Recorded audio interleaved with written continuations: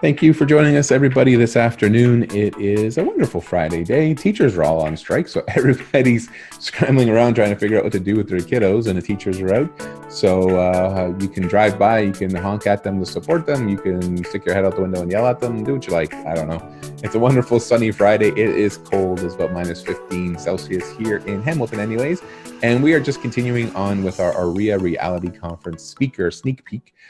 Today we have Andrew Fogliato, who's the founder and CEO of Just Sell Homes. You can find them at justsellhomes.com. They are a digital marketing company, mainly Facebook digital marketing, ad strategy type company, and they are sort of expanding their offering, which we'll talk about today. But Andrew is not only one of the sponsors, he will have a booth at OREA REALiTY and is doing a breakout session on the Thursday called Standing Out Online. So he's going to give some tips and tricks about how to enhance your branding, how you make yourself stand out in what is, for real estate agents anyways, a fairly crowded marketplace online. And then on top of just trying to stand out in real estate, there's everybody else who's online trying to get your attention. So Andrew and his crew at Just Sell Homes can definitely help you with that. And he will be giving about 20-minute, half an hour breakout speech on the Thursday at the REALiTY Conference to give you some tips and tricks. So he's going to give us a little bit of a preview and see what else is happening with Just Sell Homes and all that sort of stuff. And so I am going to bring him on here, and I will eventually unmute him as well if my mic skills are working. There we go. Hey, Andrew, how you doing? Good. How about you? I'm pretty good. Eventually, I will figure out how this works, and we won't look so amateurish. Minor details. Yeah, nobody cares at this point. It's just the internet, right? So as I mentioned, you're the founder and CEO of Just Sell Homes, but you've got a fairly long history in real estate. You started off as an agent out in Newmarket area or Aurora. Aurora area. I say Newmarket because Aurora is too hard to say most of the time. So I've moved to Newmarket now, so it's okay. Yeah, there you go. So anyway, started with there at a brokerage with Remax there, and then actually eventually moved to the Integra head office. Were the trainer there for quite some time, and then broke out on your own. Not that long, actually. It's only 14 months. I was going to say it's just over a year. Yeah, it felt like a long time. Yeah. But yeah, that's my opinion anyways. But I know you did a bunch of conferences there. You were in our office doing training, so you're fairly involved there. But then broke out on your own and started Just Sell Homes, and have grown it into a successful digital marketing, Facebook marketing company. So what can we expect? I mean, the chat for REALiTY is standing out online. Give us sort of a brief overview and what we can expect from that. It's fairly short, 20-30 minute chat. The title's not generic enough to stand out exactly what I'm talking about. There you go. Yeah, no, we need a little bit of help. I did see your post that you referred to yourself as a good guy with a nice caboose. So I don't know if that's going to be on display or not, but I'll leave that up to you. Like the talk. So one of the big transitions we've kind of made, because we looked at which of our clients are having the most success, because we can generate leads, and leads are easy to get once you kind of know the process. It's not that hard to get leads if you want them. But so when we looked at which clients were having the most success, is those who are also doing things on top of lead generation and marketing that just help them stand out. So we're kind of diving into what are the processes and what are people actually doing that helps them stand out online. And I bring that all together, as much as I can in 20 minutes. So it's kind of a few high level tips and tricks with some kind of here's some actually specific examples of what some clients are doing that's working for them. So it's real world tips plus a bit of high level strategy and things to look for, and just the little pieces that a lot of people I think miss that they will be able to take home with them and actually implement. So what would be, as a teaser, I guess, what's one of the sort of easy tips and tricks that you might recommend somebody do who's really, maybe they've been on Facebook for a long time, been on Instagram for a long time, they've been doing a little bit of lead gen and stuff like that, but they're not seeing necessarily a ton of results or even a ton of engagement on Facebook or Instagram or wherever they are. What's sort of a fairly simple, I guess, one-off kind of place to start for them? There's two places we always start. First one, it's figuring out, and this is, we'll talk about this, who your ideal client is. So is it someone geeky, for example? it's one thing to go after first-time buyers, but even under that, there's sub-niches, right? Like first-time buyers are great, but if you want to do like, we've talked to people who are like, I work with single women who want to buy their first condo. I work with young couples with kids looking to buy a home in a good school district. Like, you can really narrow down what you're talking about, and that affects kind of the presence you're going to take online once you know who those people are. Like, we have a client who only deals with pre-construction condo investors, so he doesn't deal with end users, it's investors only. Right. So it's looking at like, who's that ideal client for you, and then the next phase is look at who your main competition is, because like you hear people talk about all the time, like, hey, you got to do video. Okay, and you should be in the video, but how should you be in the video? So like, if everyone else in your market is at the beginning of the video talking head, well, then maybe you should be walking around the house throughout the video. Maybe if they're already doing that, but you have to just look what they're doing and make yours different. It doesn't, so like, you can't just follow one, like, hey, here's the tried and true formula for like a video in your area. It's what are other people doing? What can you do to stand out from that? Because you can be the same as what people are doing in other markets because they're not competing with you. It's in your market, what are the people that you're competing with actively doing? And then how can you do it differently from them? And that's where you have to kind of dive deep a bit first. Yeah. And it ultimately, I think, and we've had these kind of discussions before on and offline and stuff too, but it's like you said, it's figuring out who your ideal client is and what their needs are, right? Because I mean, your competitors, I think a lot of people, especially in real estate, but I'm sure in other sales and marketing type roles, just take the conventional wisdom. Like you said, like everybody says you have to be on video. And it's like, all right, so everybody jumps on video and they start doing it, but they're not necessarily meeting the needs of their clients, right? So the clients, like you said, if it's an investor, if I'm only dealing with investors, pre-construction condo investors, they don't necessarily want you to be walking around the site or even that. They just want you almost like a news broadcast. Like, just give me a quick, less than 5 minutes, the details, the numbers of whatever this new project is, right? As boring as it may seem, but it's like, that's all I really want from you. I don't want to see you dancing and singing. I don't want to see, fancy graphics and whatever. I just need to know the info so I can decide whether or not to call you, because that's ultimately what you want them to do, is get in touch with you, and or not, right? If this isn't the project for me, then I can turn off the video. I haven't wasted too much of my time. And but if everyone's doing video, like say you're in a market where, like, look at Barrie, like Mark Fairstein, like they blew up doing video. Yeah. And now everyone in Barrie is doing video to keep up. Well, maybe there's that opportunity to now go hard on written blogs and just like really quality written content, because now everyone else is focusing on video, so you can stand out. Now, if you're in an area where no one's doing either, because there are areas still like that, you pick the one that you're more likely to produce the content. Yeah. And we see that here too. I mean, going back to more traditional media, like if we're looking at the newspaper, it still holds a lot of sway in this particular area. Like the readership is still relatively high, and you still get a lot of clients that will refer to the spec homes, the homes section that comes out on Saturday that has like all the open houses listed, or not all, but has a chunk of the open houses listed in that. For whatever reason, people are still looking at it, still referring to it. So it's obviously a good place to be. But like you said, there are a couple of teams and individual agents who basically own that section. Like they have pages of ads in that section. So they're spending, in the thousands for sure, if not the tens of thousands monthly to occupy that space and do their print ads. So for an agent like me, if I want to jump on that bandwagon, I'd be like, yeah, I'm going to be the newspaper guy. That's a big uphill battle right there, right? So do you know what I did when I sold? Because I didn't want to pay to be in the newspaper. I just called the newspaper and said, do you want me to write a monthly market update for you? Yeah. And I won't charge you. I'll just write the article. And they're like, deal. So I ended up getting in the newspaper doing that. And then that led to also like an Ask Me Anything column. So I got 2 monthly columns in the newspaper because I didn't want to pay. And I got full pages every time.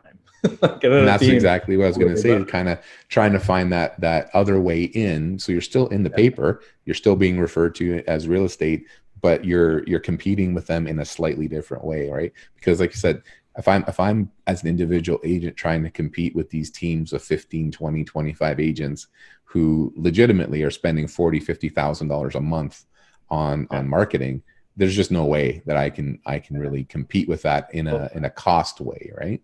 you want to compete on the newspaper side, like I would instead like start doing videos targeting the area and like holding up the newspaper, being like, hey, like you probably saw this, and like you're seeing these homes here, and you start talking about the homes there, like, but you just like put the newspaper up here because if people are reading it, there might not be reaching out to them, but now you can actually talk about it and it's something tangible they're looking at. Yeah. And I mean, this is sort of aside from the talk that you're giving, but yeah, we've kind of recently been talking about, me and a bunch of other different people, about the marketing strategies, right? So a lot of people kind of poke fun at agents that have still have like bus shelter ads or billboards or do postcards and that kind of thing. And if that's all that you're doing, then I agree. That would be horrible because nobody's going to drive by a billboard and be like, that's the guy who's going to sell my house, you know, or quickly take down somebody's number. But as part of a larger strategy where you're doing the online stuff. Mind share. Yeah, the mind share, like you are getting the impressions and stuff. So definitely that's there. But if you're doing, like, as David even talks about Greenspan, the 360 sort of thing. So you're backing that up with maybe a postcard campaign, and you're backing that up with the online stuff where you're holding up the postcard saying, this is going to show up in your mailbox in a few days, and it's targeted. And then they drive by and then they see the billboard. Now they've got all these multiple impressions of you. So that kind of makes a lot more sense than like, just. There's phases to like when things have value. Like at the beginning, you're so budget conscious that you have to be really efficient with your money, and you have to see that direct response. And then as you kind of grow and get bigger, there's an argument for being on absolutely every medium. Like Chris Lindahl in Minneapolis, he was talking like he has something like over 2,000 billboards in Minneapolis, and it brings him a ton of business. And he'll even say, like, if a billboard opens up, they know to call me because I'm going to buy it because I want every billboard. Yeah. And that's the other side of it too, is like, and that's the other side. It's like whatever it is that you're doing, you have to do it at that high level. You got to be really focused and execute well, right? So if you're going to be, if you bought one billboard in Minneapolis and you're trying to compete with Chris, like the chances of somebody remembering you after seeing 50 of his are low. So you really got to jump in there and do it, right? But you got to do it at that level. But you know, this kind of thing, it kind of leads into what I want to mention too, because you've got the Wheelhouse on Facebook, and then you've got the mastermind, I guess, kind of group, the Wheelhouse Elite, as part of Just Sell Homes. So that kind of thing, I think, is where the value is really, we're getting to that point where if you're going to differentiate yourself, you really got to be involved in that kind of thing, where you're with like-minded agents who are kind of looking for best practices, I think. And I think that's what you're talking about mainly in that group, is kind of like, hey, we tried this and it didn't work, so maybe don't do that and maybe try this instead, right? Is that like, what kind of conversations and things are you having? The way we look at the two, because like obviously we have the free Wheelhouse. Yes. That's kind of like what to do. So we'll talk strategy, stuff like that. Then the Wheelhouse Elite, it's way more in depth on how to do it. So like, and we'll jump in. And then if like a big one that we're doing right now is, because last year we did a lot of like monthly guest experts. So we brought in a guest expert every month. We're actually switching it a bit this year and doing social audits. So people in the group volunteer, and I'll actually go on. Sometimes I'll bring like Jen from my team, and for an hour, we'll just dissect people's social media presence. So we'll show you like, here's everything we found about you online. Here's the good, the bad, the ugly. Walk through each of those pieces, and then talk to them about like how they should improve it going forward, to like give them that extra piece of like personal value. We'll still bring in guest experts when it's relevant. Like I'm talking to a woman right now who's a LinkedIn expert, and there's not a lot of people doing well on LinkedIn. So I thought that'd be a good opportunity, because I do see there's some potential with LinkedIn coming up, but most people are doing it wrong and they kind of shot themselves in the foot over the past couple of years. Because like, I don't know if you use LinkedIn at all, but because almost nobody does in the industry, all they do is add other agents. They just hit accept because they don't care. But now, even though LinkedIn organic reach is great, majority of people's audience isn't the right one to see the content. Right. So if you want to go and do well on LinkedIn, first you almost have to curate the connections a bit more to the right people, then do an organic push. But I want to bring her in because that's literally what she does every day. So we bring her on, talk about LinkedIn. We've had like a guy who has over 1 billion views on YouTube to come in, talk about YouTube marketing. So there's been some pretty good info that way, but now we're diving more into like, all right, let's dive right into the agents, and they're like, look at your profile, look at your web presence, what needs fixing. Yeah. And like you said, you're kind of looking like LinkedIn is an opportunity right now because there's a lot of noise on Facebook. There's a lot of noise on Instagram, and you're in a crowded marketplace, right? Because now I don't know if we're at what I would usually refer to as like the tipping point, where there's enough adoption there where it's like, okay, now everybody in the industry is doing it. It's still a relatively small number of people, but they're putting out enough content that, you know, especially being an agent and being friends with a lot of agents, I see it a lot, right? So you see it quite often. But like LinkedIn, like you said, there's not a lot of activity there. So there's an opportunity to sort of to stand out, right? To be one of the first people in there and kind of do something, do it right, and get the right kind of attention, whether, you know, you're doing that sort of information-based marketing where you're helping people out and looking for information that way. But yeah, there's opportunities that pop up. But being in like that kind of a group, like you started and talking with companies like Just Sell Homes, where you can have that one-on-one conversation. You can do that really deep dive into what it is that I'm doing. I've been spinning my wheels for 5 years, posting content. Like, is any of it good? Like, am I doing any of this right? You know, kind of thing. Well, that's what I was talking about. Like, if you've never gotten a client, you've been doing content for 5 years, that means you're doing it wrong. Like, right? Like, we talk to people who talk about like, oh, it's just be consistent with your content. Well, eventually there is a point where if nothing's coming, no more people are watching it, you're just doing it wrong. So knowing how to then take that content, like making it's half the battle, but that you haven't won the battle by making it. You still have to take that next phase of getting people to see it, then getting them to actually take action. Like, how many speakers have you heard being like, you got to build know, like, and trust. You got to build know, like, and trust.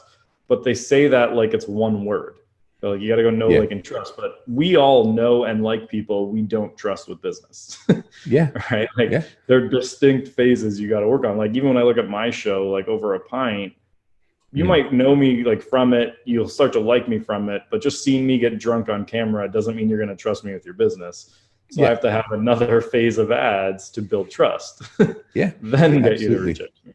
And the thing is too, I'm kind of 50-50 on this particular idea of the authenticity and being yourself kind of thing, which I completely agree. Like, you really gotta, like, if you're gonna stand out, for me, you gotta, you know, use that part of yourself that you're comfortable with, that you can put out there, that's going, but ultimately has to attract clients, right? So I know some people who are, they're doing well initially, and it's like, yeah, I just do whatever I want, and I just put this out there and this out there and stuff. And other people do the same thing, and it's just not clicking with people. So obviously, or Facebook, right? Like, you're putting stuff on your business page and nobody's liking it, nobody's engaging, sharing it, whatever. So Facebook's just burying it, right? So you're putting a lot of effort into stuff that nobody's seeing, and you're doing exactly like you said. You're being consistent, you're doing it all of the time, and you're being authentic, and you're being yourself, but obviously people don't like it. So you've got to kind of shift gears and be like, okay, well, maybe the way I'm delivering, maybe it's the message I'm delivering that's wrong, maybe the way I'm delivering the message is wrong, or something, right? But you've got to be able to go back and reflect on it and be like, okay, how do we change this? Everyone else is doing in your neighborhood, like in your market already. Yeah, right? You're like, just the same as everybody else, right? If you like, I'm going to start a podcast. Well, if there's 100 agents with a podcast on the same topic in your market, you're not going to cut through that noise.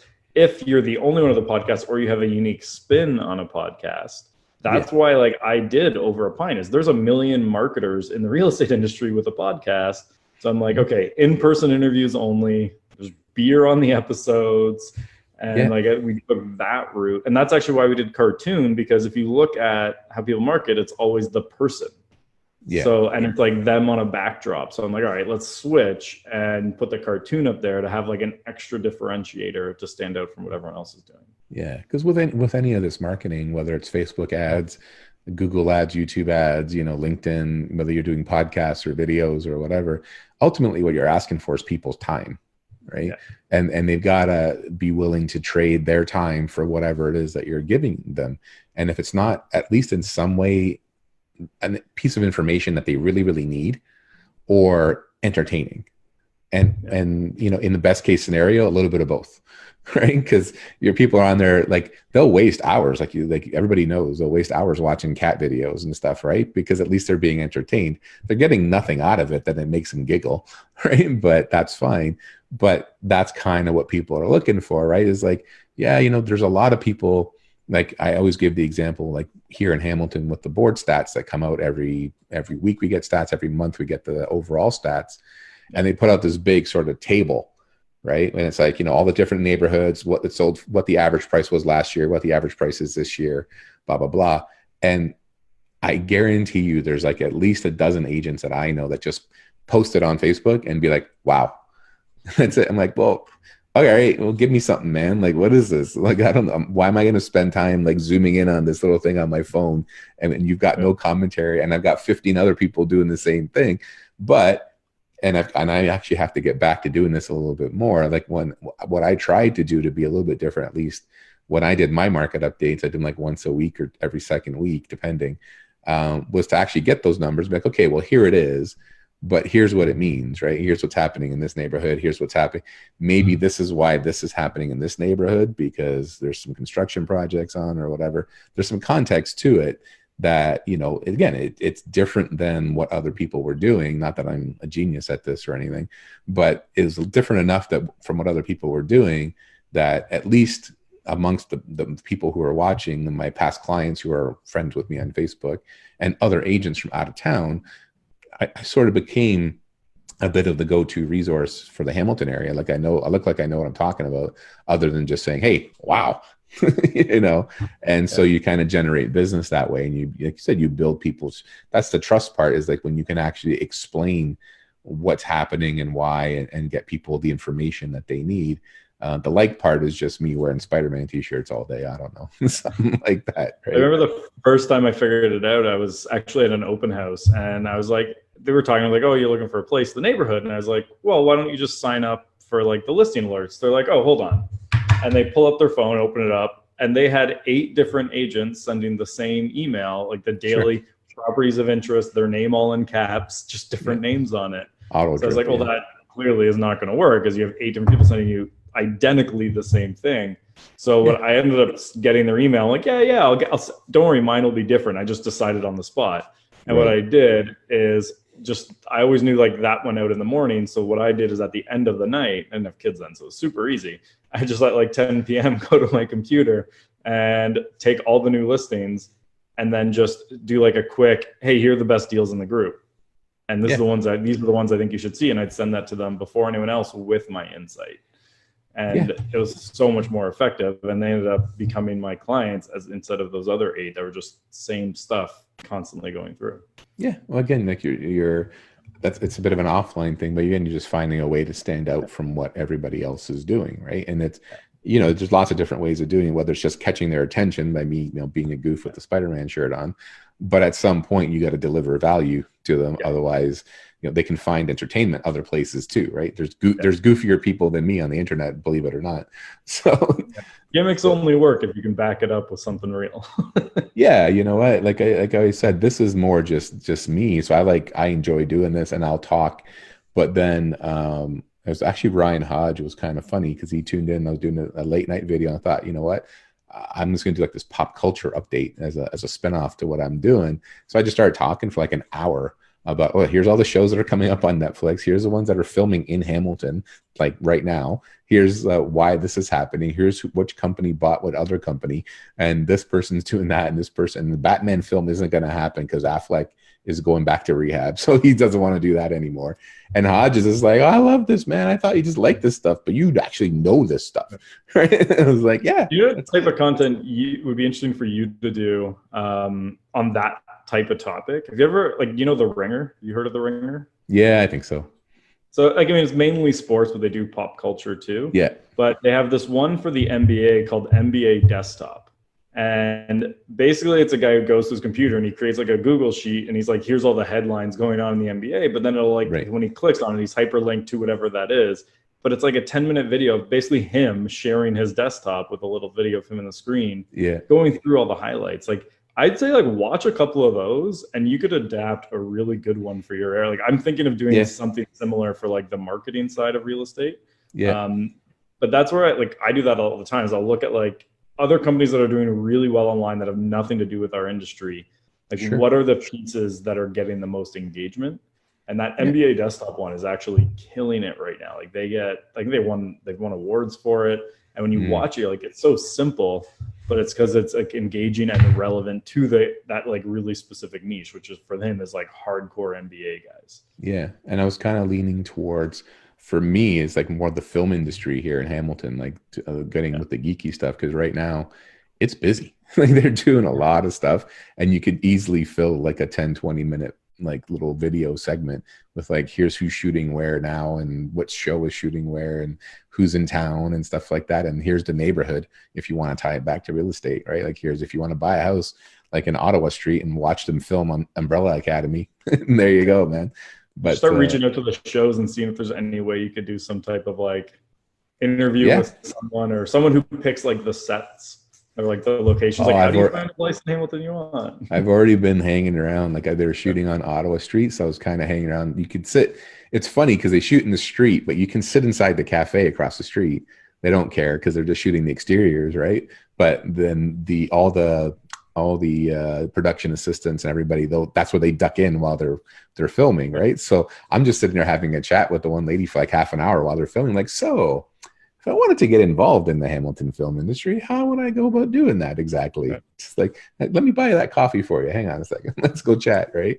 So yeah, don't worry. I've got the fingers out here because we're building studios. We're doing all kinds of crazy stuff. Yeah, which also means more people moving to the area. And I've had, honest to goodness, I've had, I wouldn't say a ton, that'd be exaggerating, but I've had about a half a dozen or so people within the last year and a half that want to move to this area. People like everybody, people who are like set designers, carpenters, that kind of stuff. And where are they now? They're like, because I know there's studios downtown, like just outside downtown Toronto. Well, CBC Hamilton set up shop here a few years ago. So there's a couple people that helped move to the area because they transferred working for CBC. And they're filming everywhere, but they want to build a big studio. I think I posted it a while back on what's called the Barton Tiffany lands, right down by the water, by the GO station and that sort of stuff. It's a big plot of land, and they basically they film all over the city, right? And the steel mills, whatever. But they want to build like an actual interior, like sound stages and digital imaging and everything that you need. Because a lot of people will film here, and then we have a few small sound stages and stuff. But they'll film all their stuff here. They'll use the homes and stuff, but then they'll leave to go do the post-production stuff. So they want to capture that part of the industry too, and we've got tons of people here. Like Sheridan College over in Oakville produces like the people that get involved. They basically leave and go down to like Hollywood to go to work, right? And then just in Hamilton in general, tons of animators and illustrators and digital people, sound people, you name it, right? So yeah, it's coming. So I'm kind of like trying to stick my foot in the door just to make friends with people and be like, all right, just stick your foot, take it down. Yeah, no, I'm contacting people regularly and stuff, and just kind of be like, so what's happening, man? Like, do you want to help promote it? Even the like you said, just you got to kind of think outside the box a little bit, outside of real estate, outside of everything else. So like the guys at Screen Junkies, like down Fandom Entertainment and stuff, they do a regular like daily pop culture show at like 2:00 every day. I'm like, hey, do you need like a Hollywood, North Hamilton, Toronto correspondent? Like, I'll do that. Like, I'll show up. And they got better connections than me. They're interviewing people doing all the movies and stuff. So if they can squeeze me in with somebody in Toronto to interview them for 20 minutes and stuff, like, I'm in. I'll do that. So yeah, you got to really kind of, it's getting to the point where, like you said, you do the real estate focus and you do all that. And that obviously is if you're going to be a real estate agent, that's the most important, even though people kind of get carried away, start off being a real estate agent and then become like a film producer. They just kind of get too carried away with the other stuff. Real estate anymore. Yeah, at some point, but but yeah, you know what? That's where like knowing what works helps, because like you create all this content, knowing then how to leverage even non-real estate related content into clients is huge. Like the retargeting aspects and stuff like that. Yeah, you have to know how to do that to then take that next step. Yeah. And that's kind of where I'm at too. So, I mean, at some point I will harass you, and maybe next week we can kind of talk about it more when we're at the conference too. But like, I have a lot of content that I've generated, but I've been on like, I don't know, like a dozen podcasts within the past year and a half. And I've had 2 blogs, or at least I've been interviewed for 2 blogs that were posted on the remax.com site down in the States. Yeah. And it's like, okay, how do I take that? Because that's obviously good recognition there, right? Like I've had, this is the corporate site in the States and I'm featured twice on there. That's the trust part, or the whatever you want to call it as far as marketing is concerned.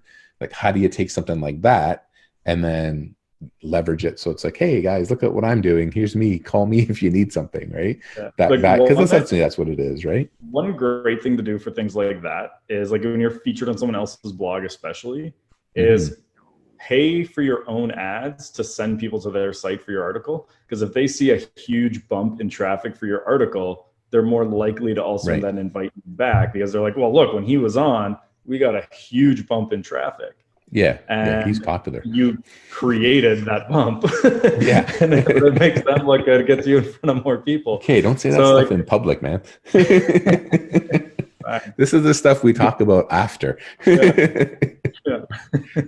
I'm pretty open about all the things I do.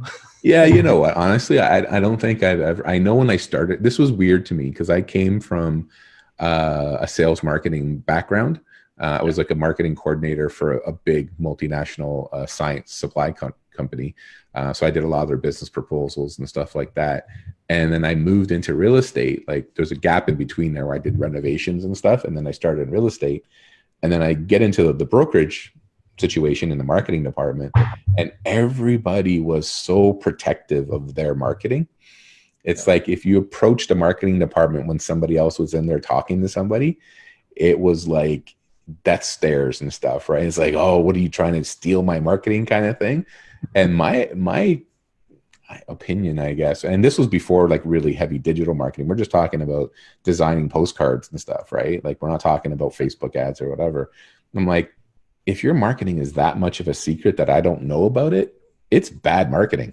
Like, I should have seen your ad. I should have seen your postcard or your billboard or whatever. So if I wanted to steal it, that's why I would have stolen it already, right? Like, this is nothing. This is the funny thing too, is like, agents love stealing what other agents are doing, but half the time they do it without knowing if it's working or not. Like, exactly, we've literally had top teams come to us. I was talking about at a brokerage earlier this week where I worked with this team that was doing hundreds of deals a year, and they're like, okay, we want exclusivity because whatever we do, everyone copies. But I'm like, but we just talked about 5 minutes before, nothing you've done online has ever worked. Yeah. But they keep getting copied because people just assume, since they do a lot of business, they know what they're doing, but they might have built it on referral or billboards. Yeah, but that's very much the real estate mentality though, right? Because when you're getting started, I remember when I got started, this is like 8.5 years ago now. Everybody's looking around to see, okay, what's everybody doing? Like, what should I be doing? Where should I be putting my money? And there were guys dropping like $5,000-$10,000 on like a single postcard campaign, because they saw that this person who's relatively successful in the industry does postcards, right? But the thing is, that person he's been in the industry 15, 20 years.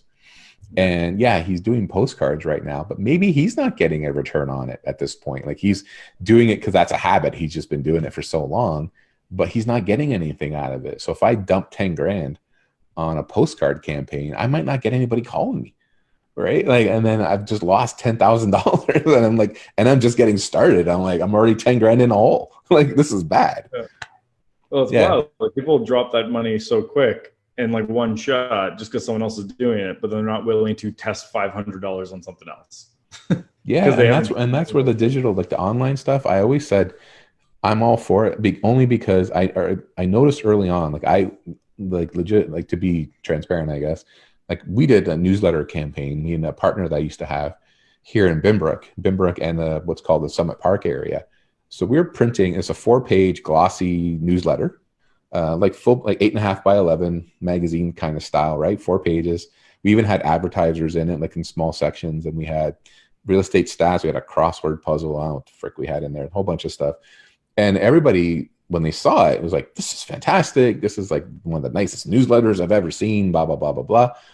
And we were printing about 5,000 of these a month for, I believe, 4.5 or 5 months. Right, so we're putting it out monthly in addition to postcards and whatever else we were doing. In that 5-month period, not a single phone call. Like not a single one. We had, we had the call to action the way people said it should be done and all this kind of stuff in there. And again, we were getting feedback mainly from other agents that I knew, but a couple of people who saw it in the flyer package or whatever. And it's like, hey, it's fantastic. It's great. It's wonderful. And in 5 months or so, and it cost us at the time, because we had some advertisers and stuff, I think it was costing us about $1,000 a month or so, a little bit more than that. So then right towards the end, before we stopped doing that, and again, this is like 5-6 years ago, so it's like relatively early days of Facebook advertising.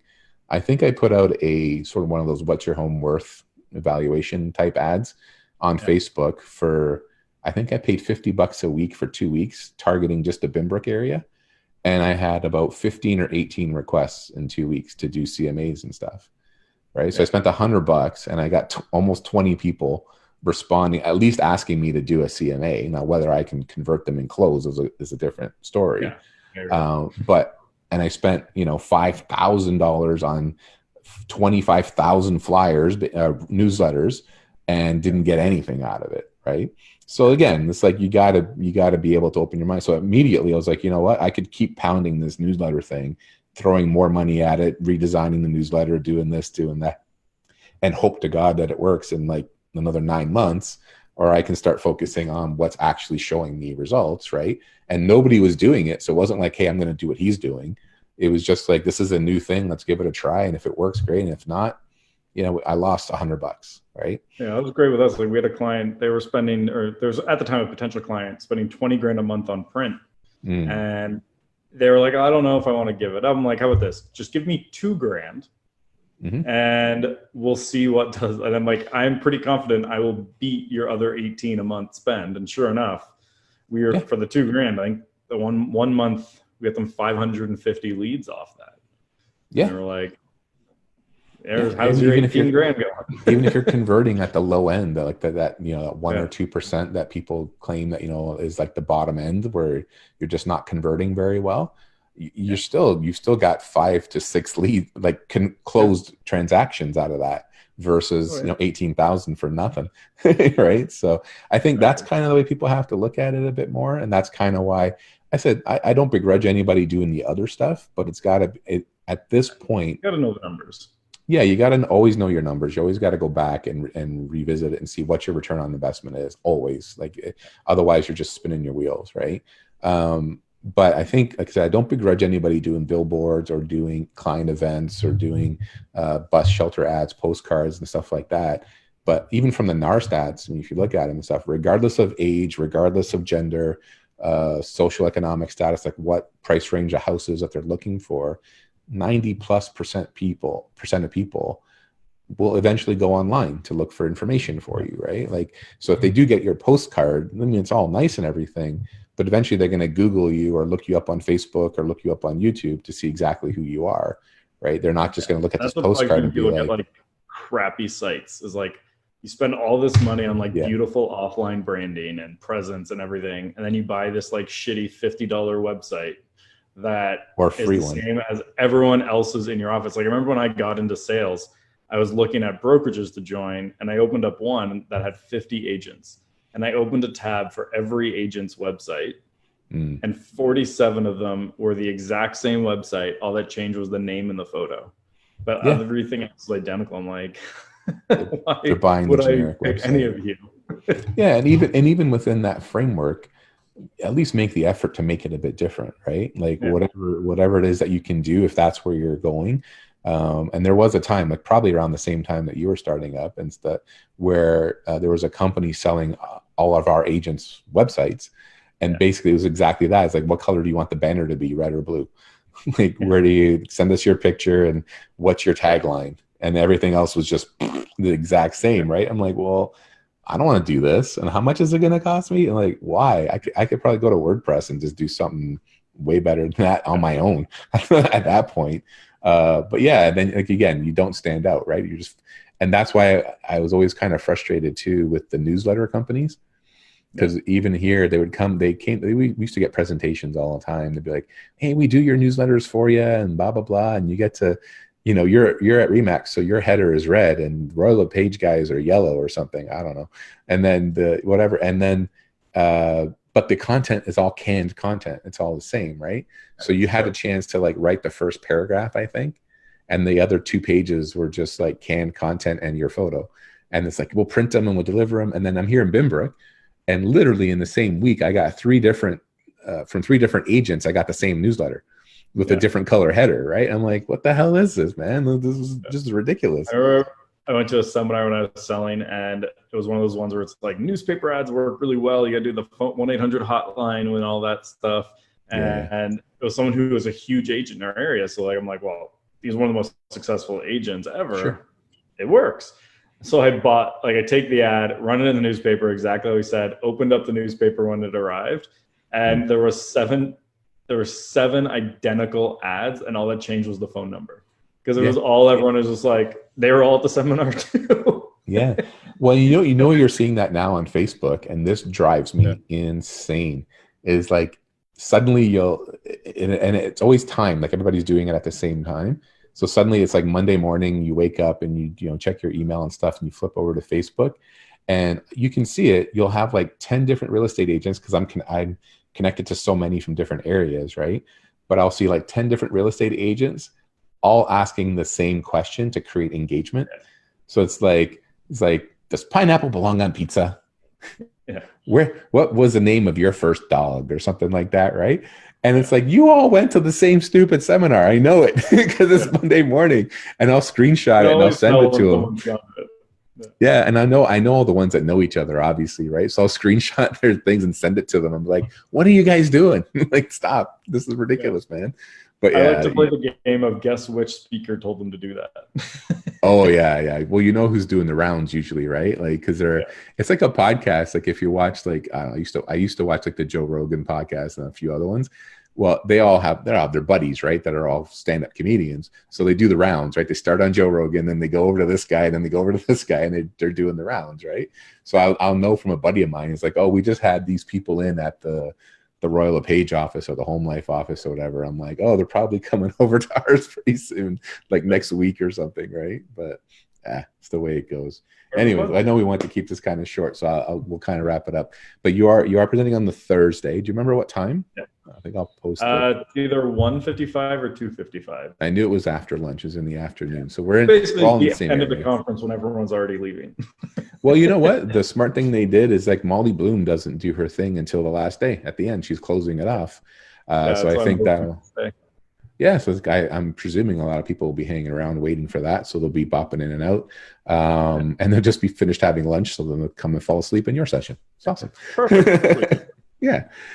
So you'll be talking then. If people want to get hold of you, I know they can go to justsellhomes.com. There's the Wheelhouse Facebook group that you can kind of sign up for there. You can look up Andrew Fogliato on Facebook, on Twitter. What are you talking about on Twitter? Like on basketball and stuff? I don't even know. I know you're on Twitter. It's NBA, the dumpster fire of American politics, and Wheel of Time. There you go. And you'll be able to include the dumpster fire of Canadian politics soon, because it's going a bit haywire. It sneaks in there sometimes. Yeah, I'm sure it does. Awesome. So next week, reality. I know you're in for all 3 days. You got the booth right across from the puppies. So you get to do that. My booth is all couches, so you can come hang out, sit down, put your feet up. I'm gonna go get a puppy and then go sit on the couch is what I'm gonna do. Just pet him. That's what I may end up going home with another puppy. I don't know. Yeah. They are all adoptable. Absolutely, yeah. So I mean, if you're looking to adopt a pet, there you go. There's a good spot. My little Zero here is sleeping on the couch. He probably needs a friend to keep him active. So you never know. My kids will be happy. I don't know if I would be, but so we'll see you next week for sure. I know that we're in early, so we're going to all the pre and post events and all that kind of junk. Yeah, I'll be there. But yeah, it's always fun chatting with you. And then once we're done, we'll do stuff obviously at the conference, I'm sure. But once we're done, I'm pretty sure I've got Tony Joe, one of the speakers as well. He's committed. I think Rayanne and 1 or 2 other people, and hopefully yourself, will sort of do a debriefing post conference kind of summary chat. Probably maybe not next week, but maybe the following week on the Monday or something, and just kind of say, hey, tips and tricks, things that we picked up while we were there, and that sort of thing. So look forward to doing that, and we'll see you next week. You go chill out, and we'll talk later. Thanks a lot, man. All right, have a good one. And that was my good friend, Andrew Fogliato from justsellhomes.com. As mentioned, he will be giving a breakout speech on presentation, not speech. I keep calling them speeches. I don't know why. Breakout presentation on the Thursday of the Reality Conference next week. It goes from Tuesday, February 25th until Thursday, February 27th at the Scotiabank Convention Center in Niagara Falls, Ontario. Also, as mentioned, there's a lot of like keynote speeches, actual presentations and speeches by like Seth Godin, and then the final wrap-up one is by Molly Bloom, the subject matter, the star. I don't know, not the star because she wasn't in the movie, but the movie Molly's Game. If you've had a chance to see that, or if you want to have a chance to see it before you go to the conference, is essentially the Hollywood version of her life story. So she'll be there talking about her life experiences and what she learned about. How did my broker of record put it? It was like customer relations and keeping an eye on your competitor, which was probably a very generous way of explaining it. So, but either way, it's going to be interesting. I look forward to seeing you all next week. We may have one or two more of these speaker sneak peeks before then, but the conference is coming up quickly.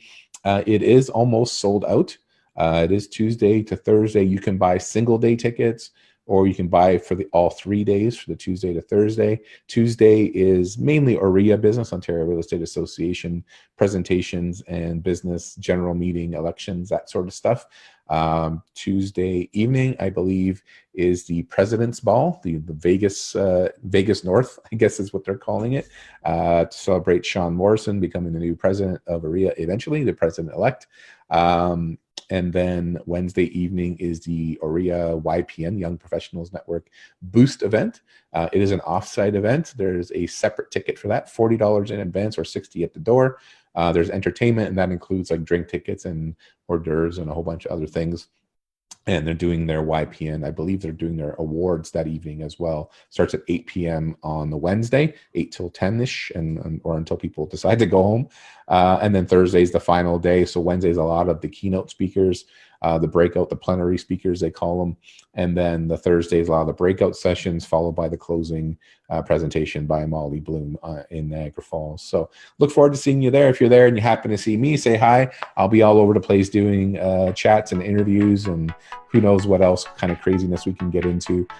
There's the vendor alley. There's a startup alley. So we'll be talking to a lot of those people as well. And yeah, I don't know. It's a good Friday. I hope you have a great weekend. I hope to see you next week. As always, you know I love you. I really, really do. And as I always say, I will talk to you again very, very soon. Bye for now.